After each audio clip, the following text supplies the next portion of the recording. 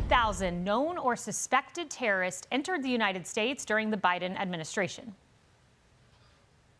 So far, NCTC has identified around 18,000 known and suspected terrorists that the Biden administration let come into our country. These are individuals who, under normal circumstances, would never be allowed to enter our country because of their ties to jihadi groups like ISIS and al-Qaeda.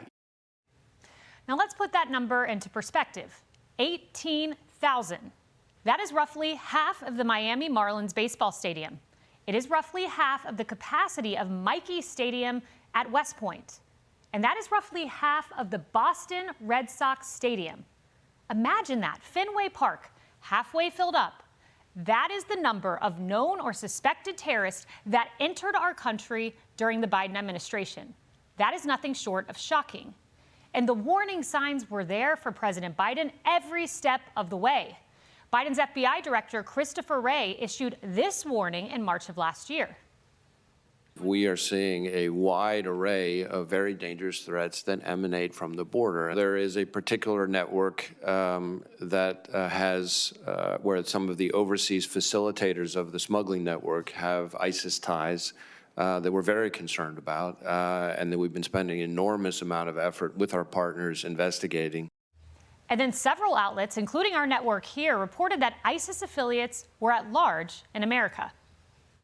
In just the last few days, a group of Tajik nationals who investigators tell us have ties to ISIS were taken into custody. The 8 men, all from Tajikistan. So how did they enter the United States in the first place is the question. Sources telling Fox they crossed illegally at the southern border and were, quote, fully vetted. But listen to this, nothing was flagged somehow. So why did Biden let this happen? Let's bring in the Director of National Intelligence, Tulsi Gabbard. Director Gabbard, I want to start, and there's a reason I'm going to ask you this question, with what your job is every day at the DNI. I know from my experience in the West Wing, you oversee 18 intelligence entities. Just explain to our viewers what the job is of DNI. Thank you very much, Kaylee. Well, fundamentally, our job is to make sure that we have intelligence that is objective, that is relevant and timely in its delivery to its various customers, those who are making very important decisions related to the policies, the safety, security, and freedom of our country, foremost amongst them, the President of the United States.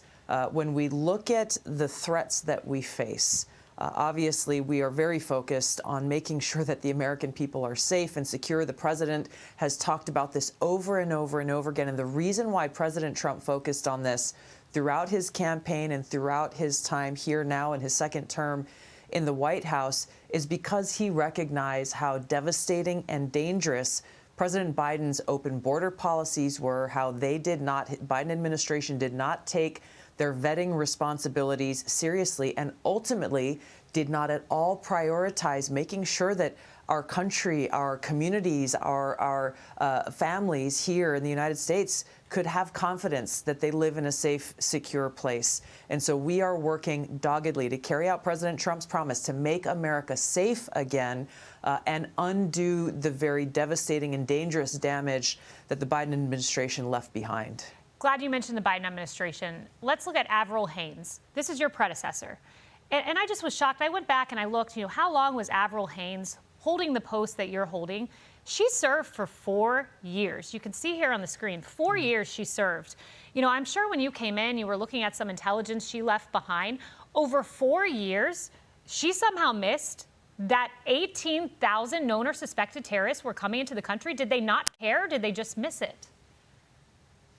Well, these are some of the things that we are uncovering as we look to answer that very same question ourselves, to get a very honest assessment of where we are as a country and what this domestic threat environment really looks like. And we're finding some very disturbing things on this specific issue about vetting. For example, among that 18,000 number of known or suspected terrorists that we know about who are in our country, my deepest concern is that there are so many more that we are not aware of yet. But of that 18,000 number, 2,000 we know were part of a group of over 100,000 Afghan migrants who came here after President Biden's disastrous withdrawal from Afghanistan. 2,000 Afghan migrants who we know are known or suspected terrorists. we started digging deeper in our National Counterterrorism Center. We've had whistleblowers come forward who were working there at that time, who were conducting the kind of thorough vetting that the American people deserve and expect from our professionals. And they were told, hurry up, don't do the thorough vetting that you normally do, because we have to hurry up and get these people into the United States. What we are seeing right now is the exact result, where we have a direct threat on the lives of the American people. And we have the kind of tragedy that we experienced on Thanksgiving with the shooting, the tragic shooting of our 2 National Guard soldiers, one who obviously lost her life and the other who is still fighting for his life. So when you talk about the lack of care and concern for the safety and security of our country and the American people and our own troops, for that matter, there's a direct correlation to at best, the lackadaisical approach you could say that the Biden administration took. In my view, it is far worse than that they did not care to fulfill the fundamental responsibility that any president of the United States has to ensure the safety, security, and freedom of the American people. 2,000 of those 18,000 came in through that program that brought in Afghan nationals. That's incomprehensible. And you mentioned the human consequence of that. Andrew Wolf, we have his picture here today, that 24-year-old National Guardsman. We have an update here at Fox News that he is breathing on his own. We hear from his doctor.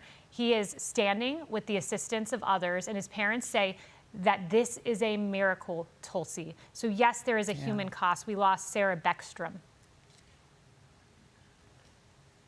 Yeah, you know, this is something that we are grateful every time we hear good news about what Andrew is doing. Of course, our job is to try to use our intelligence capabilities, working very closely with the Department of Homeland Security and the FBI and our other partners to try to prevent these kinds of attacks. So we are working on vetting all of those who were led into our country, both with the disastrous Afghan withdrawal, as well as others who we know have been led into our country without proper vetting, but also working to make sure we can try to prevent these kinds of domestic terror attacks from happening that are being orchestrated and planned and led or influenced by terrorist groups like ISIS and al-Qaeda, who in different parts of the world are continuing to try to plot against us. Yeah. You remember recently in Michigan, we worked closely with the FBI on preventing a planned terrorist attack that was going to occur around Halloween. That's a good news story. We are working around the clock to try to continue to prevent these kinds of attacks from happening in our country. We're glad to know you're on it. And we just have a few moments here, but the Army-Navy game is today. You, of course, were in the Army Reserves. You went to this game with President Trump last year. We have some footage there of you in the box with him, J.D. Vance, as well. Will you be watching this game today, Director Gabbard?